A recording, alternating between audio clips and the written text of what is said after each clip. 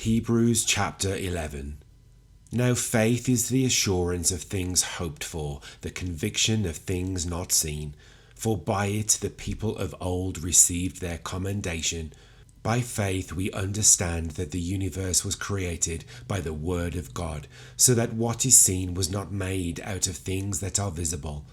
By faith Abel offered to God a more acceptable sacrifice than Cain, through which he was commended as righteous, God commending him by accepting his gifts.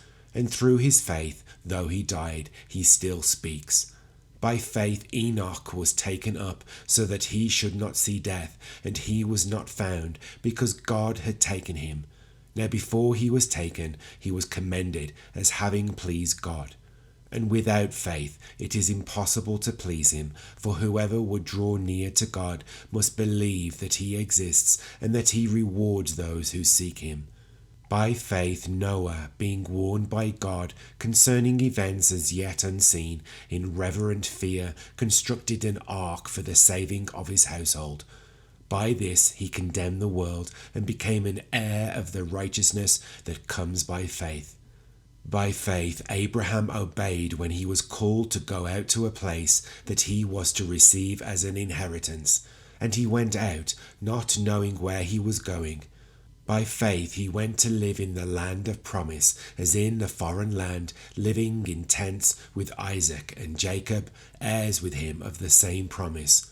For he was looking forward to the city that has foundations, whose designer and builder is God. By faith Sarah herself received power to conceive, even when she was past the age, since she considered him faithful who had promised. Therefore from one man, and him as good as dead, were born descendants as many as the stars of heaven, and as many as the innumerable grains of sand by the seashore. These all died in faith, not having received the things promised, but having seen them and greeted them from afar, and having acknowledged that they were strangers and exiles on the earth. For people who speak thus make it clear that they are seeking a homeland. If they had been thinking of that land from which they had gone out, they would have had opportunity to return. But as it is, they desire a better country, that is, a heavenly one. Therefore God is not ashamed to be called their God, for he has prepared for them a city. By faith Abraham, when he was tested, offered up Isaac, and he who had received the promises was in the act of offering up his only son, of whom it was said, "Through Isaac shall your offspring be named." He considered that God was able even to raise him from the dead, from which, figuratively speaking, he did receive him back. By faith Isaac invoked future blessings on Jacob and Esau. By faith Jacob, when dying, blessed each of the sons of Joseph, bowing in worship over the head of his staff.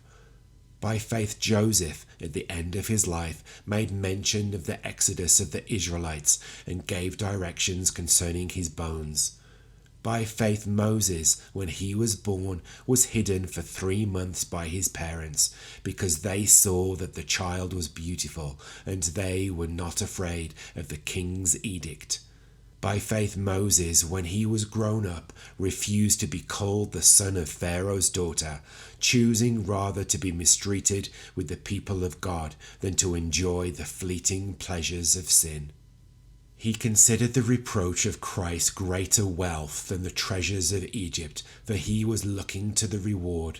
By faith he left Egypt, not being afraid of the anger of the king, for he endured as seeing him who is invisible.